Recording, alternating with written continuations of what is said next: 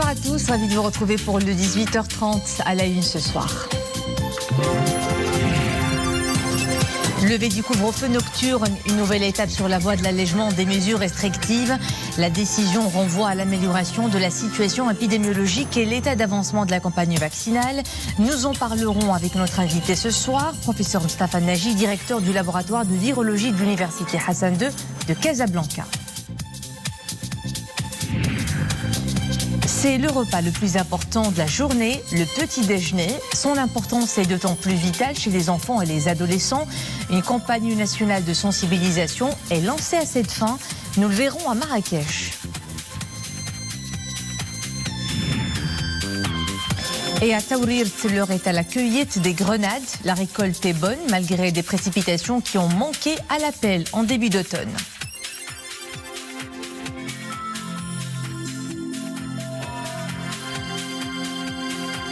Et pour cette décision, j'ai le plaisir d'avoir à mes côtés professeur Mostafa Naji, directeur du laboratoire de virologie à l'université Hassan II de Casablanca, également membre du comité consultatif national du vaccin. Merci de répondre à notre invitation, professeur. Tout le plaisir est pour moi, madame. C'est partagé, professeur. Signalons d'abord ce message de condoléances adressé par Sa Majesté le roi Mohamed VI au président de la République de Sierra Leone, Julius Maada Bio, suite à l'explosion tragique survenue dans la capitale Freetown. Le souverain y affirme avoir appris avec une profonde tristesse la nouvelle de cette explosion tragique survenue dans la capitale et qui a malheureusement fait plusieurs victimes. À présent, ce message de félicitations adressé par Sa Majesté le Roi à Audrey Azoulay à l'occasion de sa réélection à une très large majorité à la direction générale de l'UNESCO. Dans ce message, le souverain affirme que le Royaume du Maroc est, je cite, fervent défenseur du multilatéralisme et solidaire des engagements ambitieux de l'UNESCO en faveur de l'enjeu crucial et prioritaire que constitue l'éducation, et il se tient à ses côtés dans ses actions liées à la préservation du patrimoine et au développement durable. Fin de citation.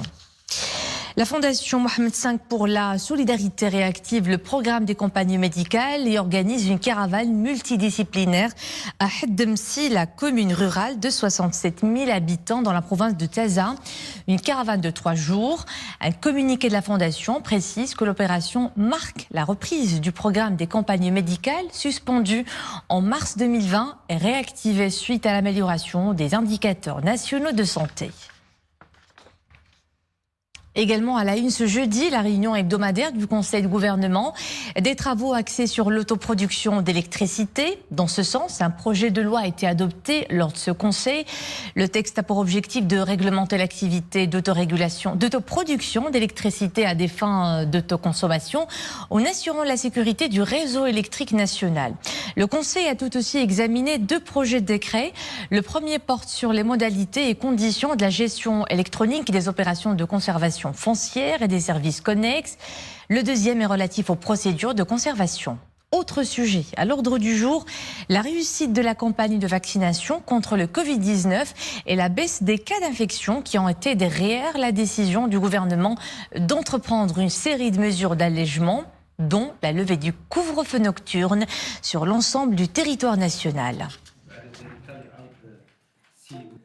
La levée du feu nocturne, justement, est une nouvelle étape franchie par le Maroc dans le cadre de son combat contre le Covid-19.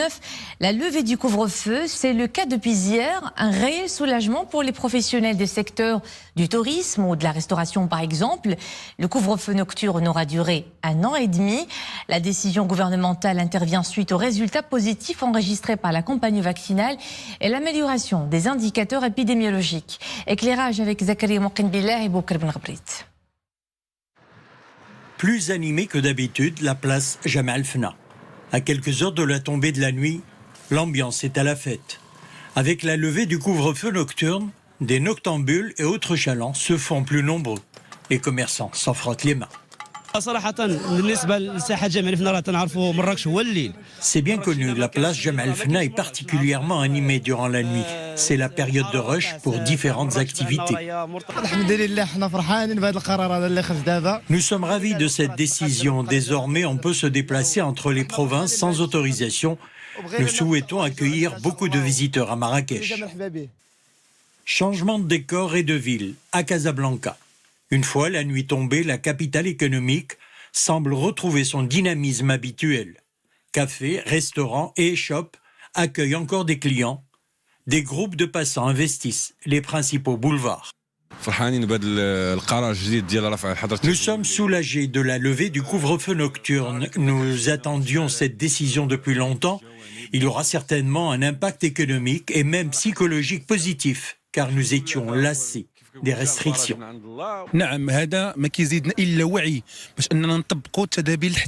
Cette décision doit nous inciter à nous conformer davantage aux mesures préventives. Les mesures sont allégées, à nous de maintenir la vigilance.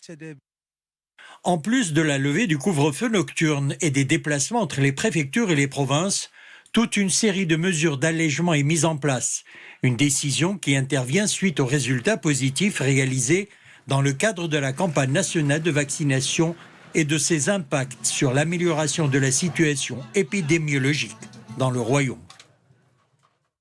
Je vous le disais en début de cette édition, pour parler de ce sujet, j'ai le plaisir d'avoir à mes côtés professeur Mustapha Naji. Je rappelle que vous êtes directeur du laboratoire de virologie de l'université Hassan II de Casablanca, également membre du comité national consultatif du vaccin.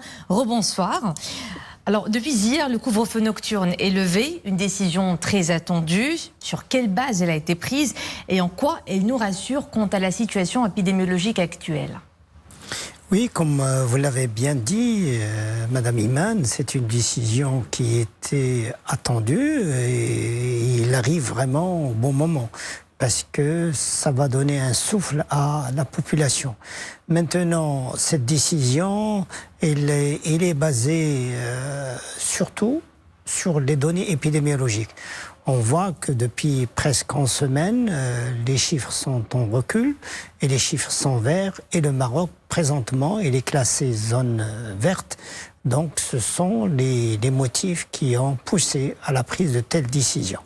Alors, professeur, on sait qu'il est encore tôt de parler d'un retour à une vie normale, d'avant Covid, tant qu'on n'aura pas encore atteint l'immunité collective.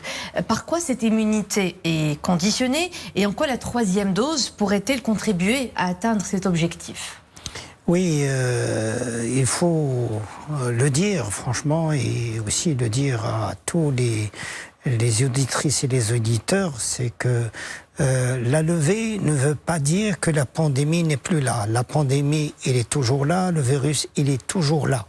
Et maintenant, si vous voulez, cette responsabilité entre les mains des citoyens. Ça veut dire que pour vraiment qu'on puisse éradiquer le virus et le chasser, on a besoin d'avoir cette immunité collective qui est conditionnée par deux facteurs. La première, c'est-à-dire que les citoyens, ils prennent le vaccin.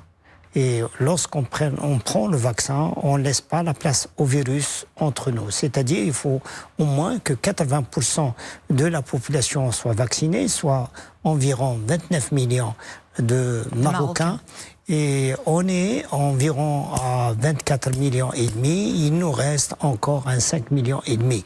Donc ça, c'est d'un côté. L'autre côté, et j'ai bien dit que le virus, il est toujours là, et à travers le monde, et on en a encore une année, presque une année, d'après les prévisions. La pandémie sera là, le virus sera là, et on doit trouver les moyens comment cohabiter. Et on ne peut pas s'en passer, et c'est là ma surprise, et c'est un appel à tous les citoyens de ne pas oublier les mesures barrières, parce que on nous a donné l'allègement, mais on ne nous a pas dit que le virus n'est plus là. Le virus, il est là et la pandémie, il est là. Il faut garder les masques, il faut garder la distanciation, il faut éviter les massifications. Alors, autre question, professeur. Le Maroc vient de sortir de la deuxième vague. Est-ce que le fait d'atteindre l'immunité collective pourrait-il nous éviter probablement une troisième vague, dont on constate déjà les prémices dans plusieurs pays européens? Et que risque-t-on chez nous, vu les liens de proximité géographique que nous avons avec ces pays? Oui, effectivement, on voit que dans certains pays, ils vivent déjà la quatrième vague. Heureusement qu'on est à la fin de la deuxième vague ici au Maroc. Et c'est grâce à toutes ces mesures qu'on a discuté déjà. Mais il faut faire très attention parce qu'on voit la catastrophe au niveau de la Russie. Hier, c'était au niveau de la France et aujourd'hui au niveau de l'Allemagne. Ces pays sont juste à côté et les frontières ne sont pas loin. Il faut doubler de vigilance, franchement. Et la première vigilance, il faut aller se vacciner. Et donc, vous avez parlé tout à l'heure de l'importance de la troisième dose.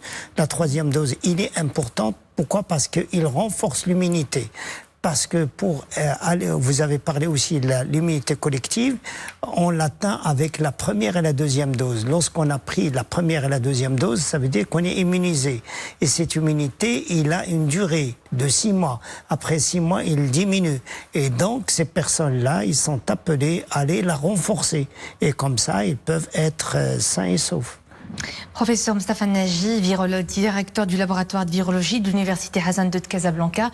Je rappelle que vous êtes également membre du Comité consultatif national du vaccin. Merci pour tous ces éclairages. Le plaisir est pour moi. Merci. Et il est temps de faire le point sur la situation épidémiologique de ce jeudi 11 novembre. Des infections toujours en baisse, 141 cas. Ces dernières 24 heures, 5 décès sont malheureusement à déplorer. Les cas graves ou critiques sont également sur un train de baissier, 137 au total, dont 5 intubés. Des indicateurs au vert, la campagne de vaccination y est pour beaucoup. Le nombre de primo-vaccinés a atteint 24 352 386 personnes. Les personnes ayant reçu les 2 doses, leur nombre s'élève à plus de 22 355 000. Et puis la troisième dose du vaccin a, elle, profité à ce jour à plus d'1 564 000 personnes. Il vous permet de démarrer la journée du bon pied, le petit déjeuner, un repas à ne pas négliger à tous les âges, recommandent les nutritionnistes. Il est encore plus important chez les enfants et les adolescents, vu leur croissance, et pour sensibiliser sur l'importance de ce repas vital, eh bien, le ministère de la Santé et de la Protection sociale a lancé une campagne nationale pour la promotion du petit déjeuner, avec comme cible justement les enfants et les ados. Un rappel des bienfaits de la composition d'un bon petit déj. Reportage à Marrakech, Mohamed Hassan Mskour, commentaire Nisri El Hamdawi. Le petit déjeuner, un repas souvent délaissé par les écoliers. Nombreux sont les enfants et les adolescents qui viennent à l'école le ventre vide. Certains d'entre eux semblent trouver une raison à cette mauvaise habitude. Quand je me lève, ma mère elle me dit de prendre mon petit déjeuner. Moi, la plupart des fois, je ne suis pas d'accord car je n'ai pas faim le matin. Mais elle m'oblige, donc je le mange, même si vraiment, j'aime pas trop le petit déjeuner. Loin des rechigneurs, d'autres écoliers petit déjeunent avec un train pour bien commencer la journée. Alors, quel est leur menu type au réveil ? Je prends mon petit déj tous les matins. Je prends du chocolat chaud. Et aussi d'habitude, je prends des céréales. Pour le petit déjeuner, je prends du thé et du toast avec du fromage et parfois du miel et de l'huile. Pour commencer, c'est le repas le plus important de la journée. Il permet à l'élève, par exemple, d'avoir une très bonne concentration et une bonne énergie pendant la journée. Il a même été prouvé scientifiquement qu'il permet à l'élève d'avoir une très bonne mémoire. Les spécialistes recommandent vivement la prise de ce premier repas essentiel de la journée, car il vient rompre la période du jeûne nocturne.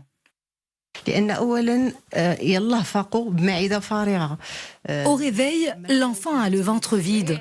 Normal après 8 heures de sommeil. Sans ce repas majeur, comment pourra-t-il passer une journée d'études à l'école ? Le cerveau a besoin d'énergie. On ne peut pas faire l'impasse sur le petit déjeuner. Ce repas doit comporter des aliments énergétiques pour qu'à 10 heures, l'enfant ne manifeste pas de blocage. Si l'enfant ne prend pas son petit déjeuner le matin, il peut commencer à avoir un problème de concentration, une baisse de glycémie ou encore ressentir une forte fatigue. Par contre, quand il prend un repas équilibré le matin, la vitalité est évidemment au rendez-vous. Pour favoriser la prise du petit déjeuner par les enfants et les adolescents, voici quelques petites astuces. changer régulièrement le menu, se lever un peu plus tôt pour prendre le temps de manger sans empressement et commencer par boire un verre d'eau pour s'ouvrir l'appétit. C'est presque la fin de la saison de récolte des grenades, ce fruit juteux aux vertus antioxydantes. La saison a été bonne malgré des précipitations en deçà des attentes. Vous le verrez dans ce reportage dans la commune Ahlef, province de Taourir. Rachid Latabi, Boubkar Ben Gabrit. De quoi se régaler en cette période hivernale? C'est la pleine saison de la grenade, un fruit aux multiples vertus. L'arbuste prend de plus en plus d'espace et sa culture est passée d'une culture traditionnelle à de grands vergers de dizaines d'hectares. Nous sommes ici dans une exploitation de 160 hectares.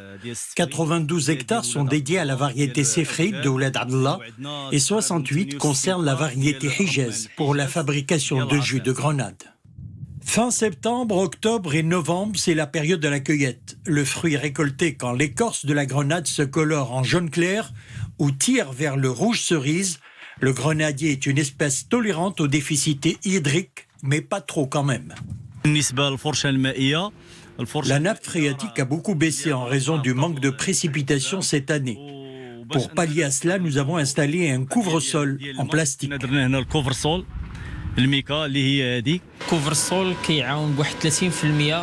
Le couvre-sol nous permet d'économiser jusqu'à 30% d'eau en freinant son évaporation. Chaque jour, nous utilisons près de 3000 mètres cubes d'eau. La production de la grenadine a presque doublé depuis le lancement du plan Maroc Vert. Elle est passée de 30 000 tonnes à plus de 52 000 tonnes, soit plus de 71%. Au Maroc, la culture du grenadier est aujourd'hui de l'ordre de près de 13 000 hectares.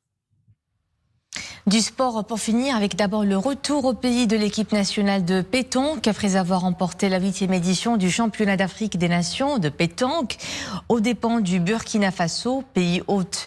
L'équipe a ainsi décroché son ticket pour le mondial prévu au Bénin en 2022 et il est arrivé aujourd'hui à l'aéroport international Mohamed V de Casablanca. Prochain défi, le championnat du monde du 18 au 24 novembre courant en Espagne. Enfin, du football, les Lions de l'Atlas achèvent les éliminatoires africaines pour la phase finale de la Coupe du Monde de la FIFA prévue au Qatar en 2022 en affrontant le Soudan demain. En match comptant pour la 5e journée et la Guinée le 16 novembre courant pour le compte de la 6e et dernière journée. Le sélectionneur national, Vahid Halilovic, a fait appel à deux nouveaux noms, Sofiane Alakouche et Youssef Maleh. Le match est à 20h demain au complexe sportif Prince Moulay Abdallah de la capitale. Bonne chance à nos Lions de l'Atlas. Et c'était le club de fin de cette édition. Merci à vous de nous suivre. À 20h30, nouvelle édition complète de la soirée en compagnie de Qais Mohsin. À demain.